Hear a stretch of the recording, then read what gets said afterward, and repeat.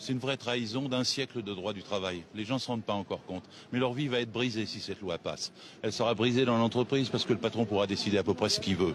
Il n'y aura plus d'ordre public social, c'est-à-dire de protection suffisante. Vous savez, le Code du travail, c'est un code qui protège les humains face à l'entreprise.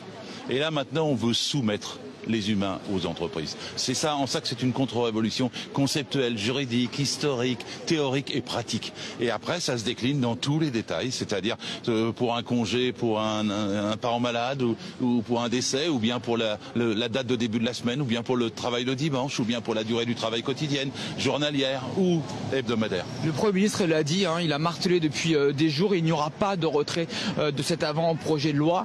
Vous y croyez au retrait ou c'est une posture aujourd'hui? Moi, je voudrais que ce Premier ministre, il ait travaillé une fois dans sa vie, qu'il passe une serpillière dans une cantine de sa circonscription, qu'il passe 6 mois dans un chantier, et puis qu'il fasse comme 18 millions de salariés du privé et 5 millions du public, qui bossent. Parce que s'il avait bossé dans sa vie, il serait même pas capable de passer cette loi honteuse. C'est ignominieux, il a un ton prétentieux.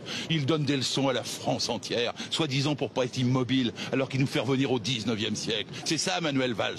C'est une contradiction, une erreur de casting. Il est temps qu'il s'en aille. Faudra-t-il une grève générale pour qu'il s'en aille? Moi, je pense que si cette loi passe, c'est une catastrophe pour la France, une catastrophe pour l'emploi, une catastrophe pour les salariés. Et ce que je souhaite, c'est que Valls, il s'en aille.